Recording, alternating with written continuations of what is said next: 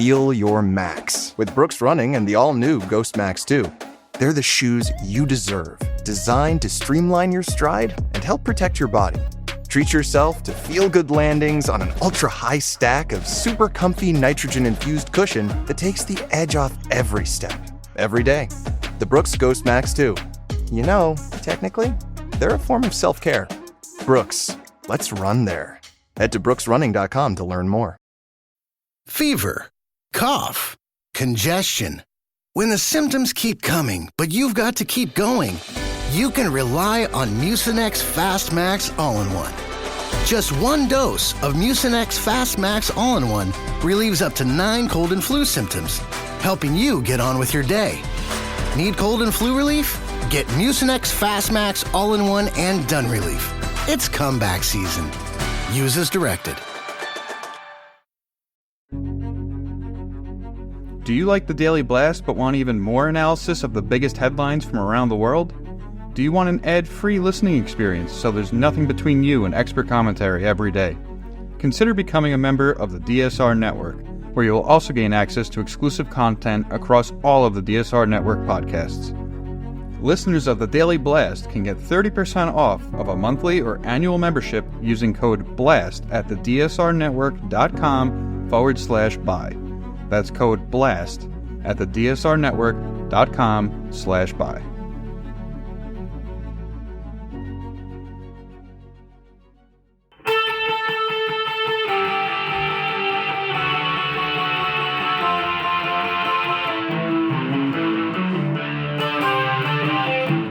This is the Daily Blast from the New Republic, produced and presented by the DSR Network. I'm your host, Greg Sargent.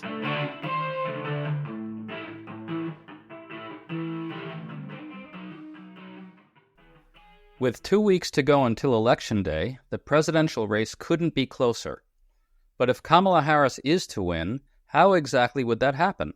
What's the path to defeating Donald Trump? Veteran political journalist Ron Brownstein has a new piece in The Atlantic laying out what Harris's path to victory does look like. The short version is that she has to run up truly massive margins in cities and affluent suburbs while limiting Trump's gains among non-white and working-class white voters. That may sound unsurprising, but the details on how this might actually unfold are complicated, interesting, fraught with bizarre uncertainties, and actually plausible, if difficult. So we invited Brownstein on the show to explain all of it. Great to have you back on, Ron. Greg, thanks for having me again. Okay, Ron, so the basic geography of this race is that the most plausible path for Harris is to win the blue wall states of Pennsylvania, Michigan, and Wisconsin, as always.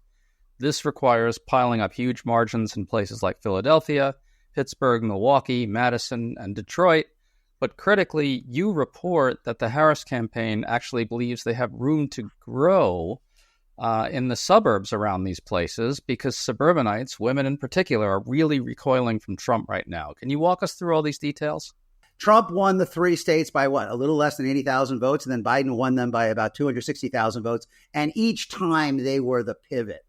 And I still believe they are the pivot. Now, Harris is a lot more competitive than Biden was in the Sun Belt battlegrounds of North Carolina, Georgia, Arizona, and Nevada. But it's not clear that she can actually get over the top in any of them except Nevada, which means that in all likelihood, the most comfortable path, let's put it that way, for Democrats is winning Michigan, Pennsylvania, and Wisconsin, which are states with a lot of similarities economically, culturally, demographically. If you go back to 2020, Biden improved a little over Hillary Clinton in the big urban centers, but the big gain for him were in white collar suburbs around those major cities. I mean, the 4 suburban counties outside Philadelphia, he blew the doors out in those counties. I think, Ron, right? You calculated that Biden won those 4 counties by almost 300,000 votes total, right?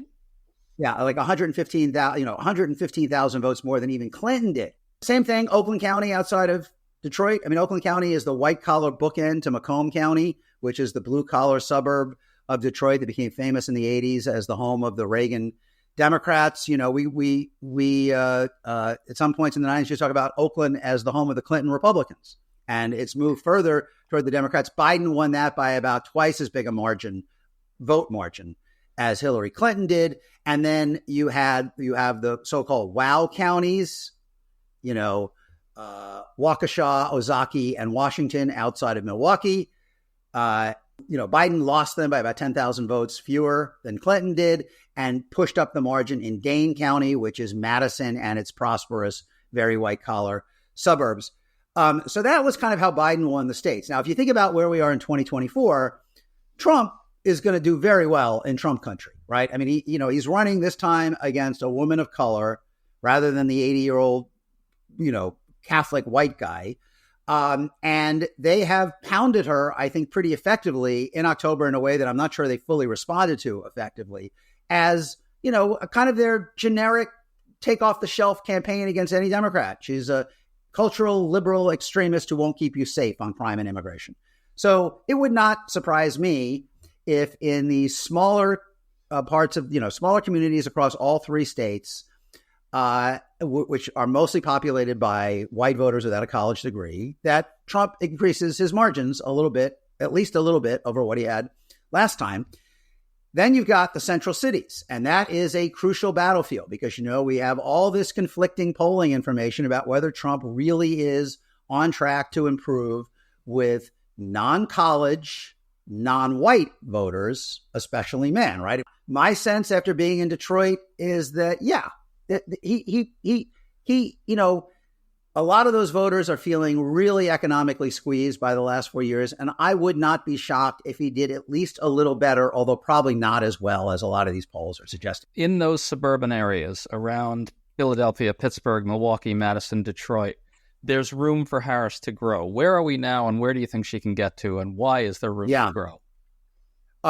So the pincer movement from Trump, stronger in the small towns, maybe a little bit stronger in the central cities. How does Harris respond? She has to max out in those big inner suburbs. In 2022, all of the governor candidates in those states, Whitmer, Shapiro, Evers, ran better among not only, especially, they ran better among college-educated white women than Biden had done 2 years earlier. They generally ran a little better among college men than Biden had done 2 years earlier. And most of them ran even better among non-college white women who are, plentiful in these suburbs too. Now, 22 was the first election after Dobbs. Dobbs had not happened yet in 2020.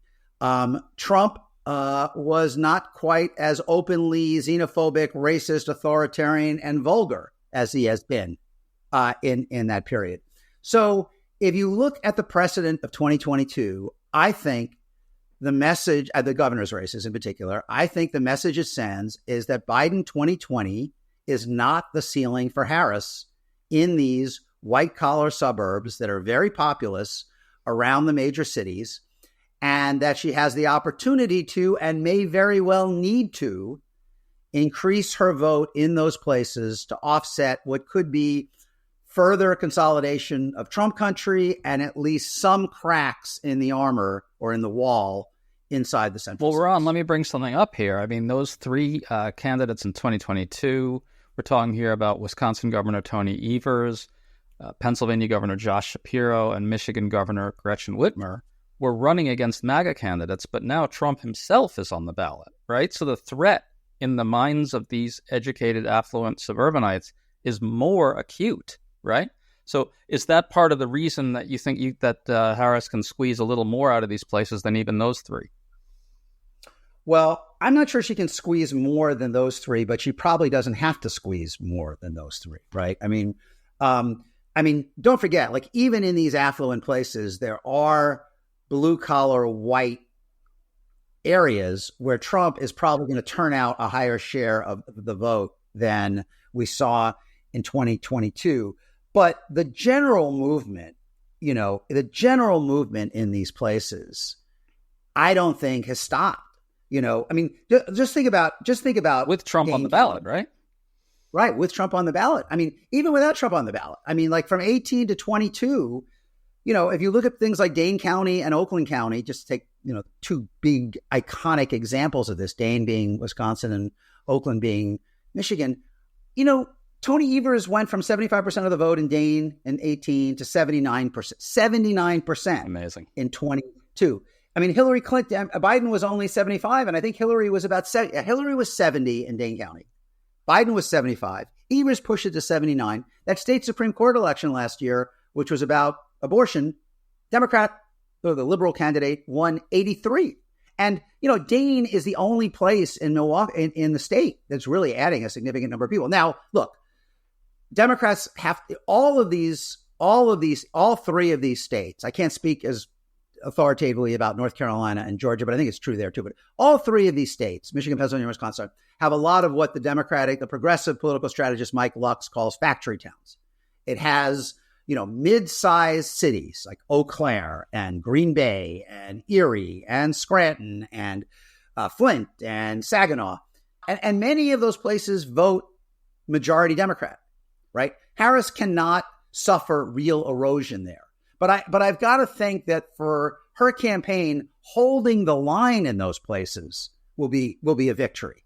The place that seems to me most obvious where she can improve on what Biden did in 2020 and thus offset any erosion in the pincer, a little more problems in the inner city and a little more problems in Trump country, are these white-collar suburbs that are very populous, that we saw in 22 voted more Democratic than they did even in 20. And in 20, they were more Democratic than 16. I mean, the ball is still rolling. And by the way, Greg, it's important it's something we don't often talk about, but even Biden didn't do as well in Pennsylvania in those mid-sized cities as he did in Michigan and Wisconsin. And my theory is that the collapse of the coal and steel industry has left Western Pennsylvania even more alienated and, marginalized. There's still an auto industry, for example, and, it may be smaller than it used to be, but it's still functional. It still employs a lot of people. Steel industry, Western PA is a particular problem. And as you say, Harris has put a lot of effort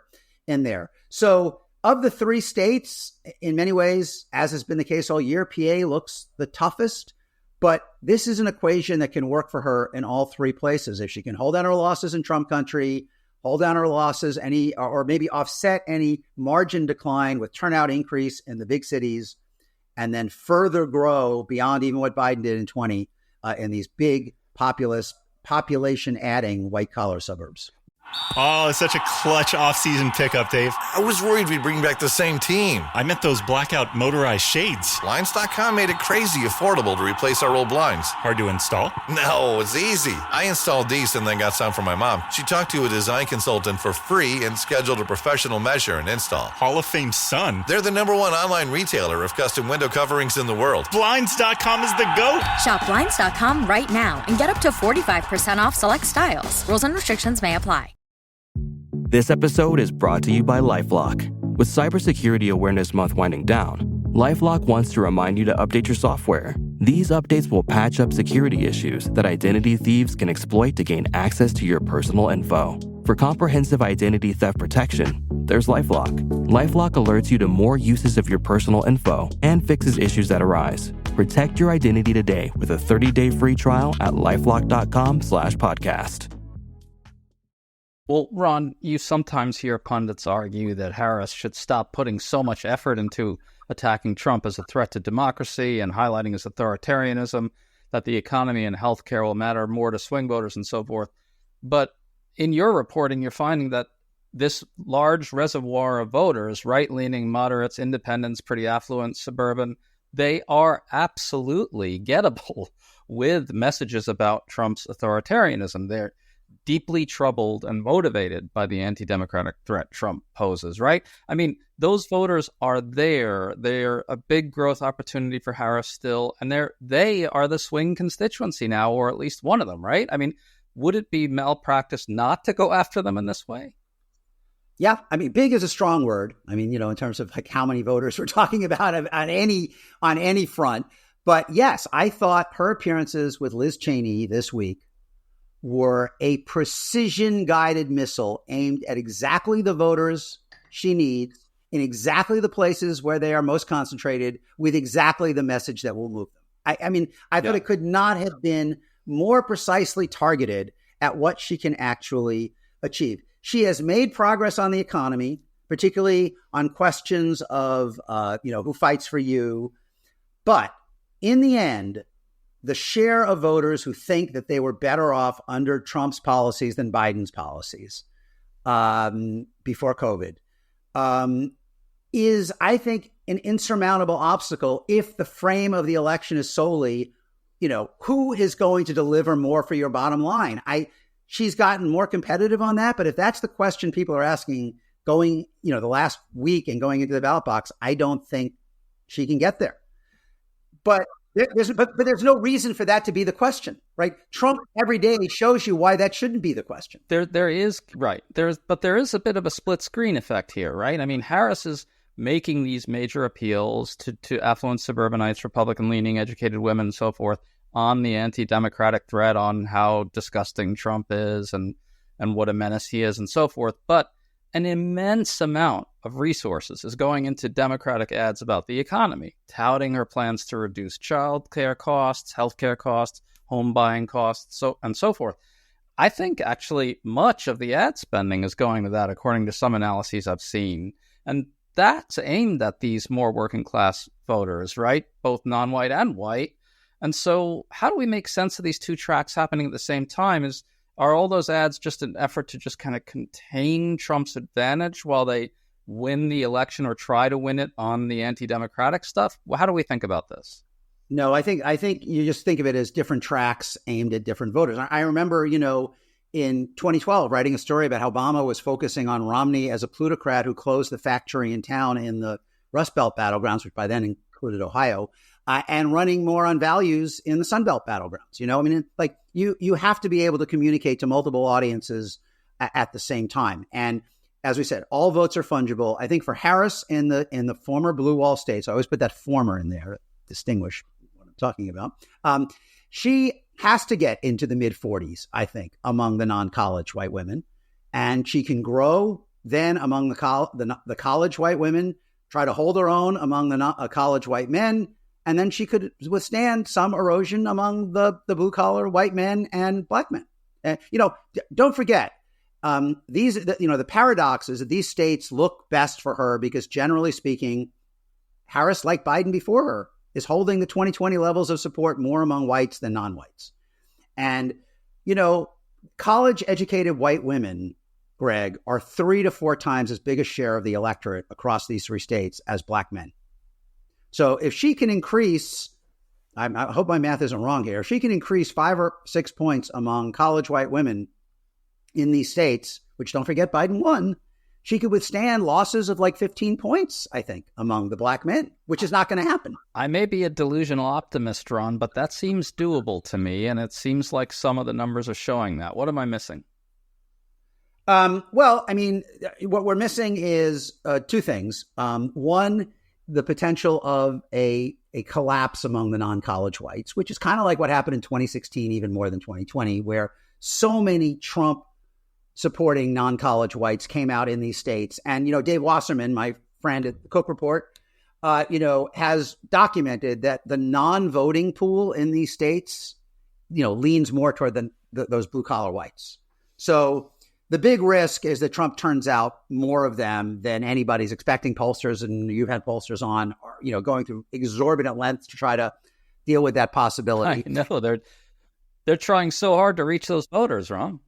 Yeah. Well, they're trying hard. But look, you never know until it happens. And then the other risk, I suppose, is that even the college men, in this very gender divided world, that she suffers more than a minimal erosion among the college men. Usually in modern politics, until Trump has started putting this pressure on black and Latino men, the 2 biggest cross-pressured groups were the college white men and the non-college white women, because they are where gender and education, which are the most powerful forces, pull in opposite directions. Democrats have gotten to a point where they're running about even with the college white men, sometimes winning them. They lose the non-college white women, but they do better among them in the Rust Belt states than they do in the Sun Belt states. The path isn't crazy. You can see the path for how this works out for her, particularly in Michigan and Pennsylvania and Wisconsin. The question is whether that Trump country in Pennsylvania gets so bad that you can't overcome it.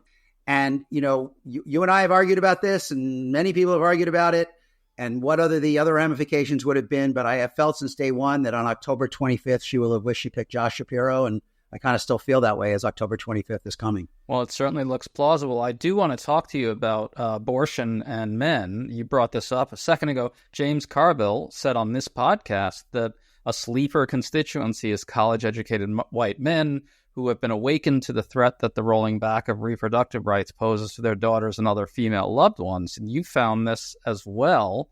As we said, Biden really maximized Democratic support among suburbanites, but it does seem as if Harris might be able to get more of these Dobbs dads, as they've been labeled, right? Can you talk about that? Well, again, like in 22, Shapiro, Whitmer, and Evers all ran better among college white men, according to the exit poll, than Biden had 2 years earlier. First election post-Dobbs. Now, presidential election, other factors are at play. These men probably, most of them, I think, probably would say in a poll they think Trump is better on the economy. But they are an important, I think, constituency for not only the abortion message, but the democracy chaos message. These are men who, basically like order in their lives. They don't think the system needs to be blown up. I mean, they are college white men are the most likely of anybody in society to own stock, right? And, this has not been a bad couple of years for people who have stocks in their 401k. They're all bigger than they were a few years ago. They may have doubts about whether Harris has enough experience.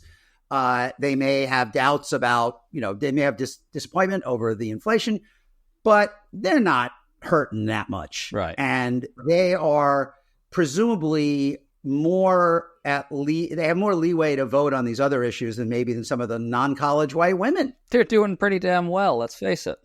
They are doing really damn well. And, the non-college white women are pro-choice too, but the history and any pollster you talk to will tell you they don't vote on it as much as the college white women. Like someone said to me a couple of weeks ago, the college white women don't need anything. They don't need any message. Getting rid of Trump is like, they're like self-generating.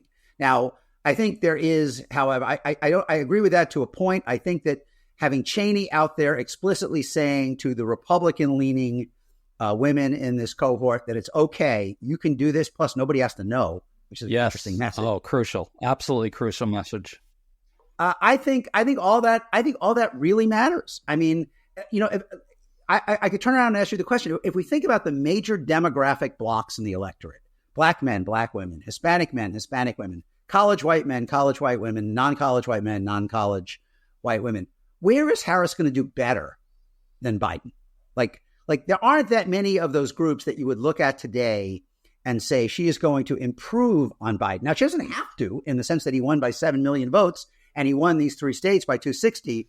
But you'd like to do better somewhere to offset the likelihood that you're going to do a little worse with some of the men. Well, Ron, couldn't one argue that she on this score she benefits from the fact that Trump is even crazier, as you mentioned earlier?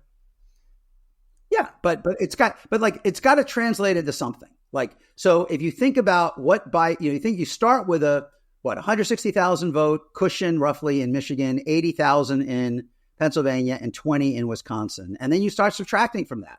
If, you lose a little margin in the mid-sized cities and you lose a little margin in the rural places, and whether you can increase turnout enough to offset any inroads for Trump among black men. It just, every time I do this from every angle, it says to me, the 4 suburban county outside of Philly, Biden won them by 290,000 votes. Maybe she has to win them by 305, And Dane County, maybe she has to push up the margin by 10. And maybe in Oakland County, he won by about 106, I think it was. Can she get it to 115 or 120? That seems to me like if you can put together enough in the big metro centers and their inner suburbs, in most states, there are not enough people elsewhere. Like Texas and North Carolina, there are enough people elsewhere. I'm not sure in Michigan and Wisconsin, there are enough people elsewhere. Pennsylvania is a really close call, which is why everybody's, everybody on the Democratic side is kind of, biting their fingernails. So least. what's your bottom line, Ron? Can she get there? What has to happen at this point in these last 2 weeks? I'm persuaded by Mike Podhorser's analysis. Mike Podhorser, the former political director of the AFL-CIO, who I also think you've had on the show, is now kind of a behind-the-scenes guru, train switching, for Democratic messaging and public opinion analysis. And he points out, I think I was the first person to write about this a couple of years ago. He using data from Catalyst, which is this Democratic targeting firm, which is very well respected. He points out there are 91 million separate individuals who come out to vote against Trump or Trumpism in the last 4 elections, which is considerably more than the 83 million individual people who have come out to vote for him or Republican candidates. And Mike thinks that, and he said this for a year. He said this when Biden was the nominee. The critical question in the election is, what are we discussing in the final days? Are we discussing, are you better off than you were 4 years ago, which I think is a hard race for Harris to win? Or are we discussing the unique threats that Trump is explicitly posing? The increasingly vitriolic, racist, xenophobic, authoritarian, and just plain vulgar language. If that is front and center, Mike believes Democrats have a better chance of turning out the voters, the least engaged voters at the penumbra or the edge of that coalition, which both he and Simon Rosenberg have called the anti-MAGA majority. I think the canary in the coal mine in all of this is the rise in Trump's retrospective job approval. Like in both national and swing state polls, he now often polls at a higher retrospective job approval than he ever achieved while he was president. And he's at 50 or above in a number of national and swing state polls in retrospective job approval. That should never have been allowed to happen. That should never, basically, that says that voters are looking at him primarily through the lens of what they don't like about Biden. Mostly inflation, maybe a little bit the border, and everything else that goes along with electing Trump.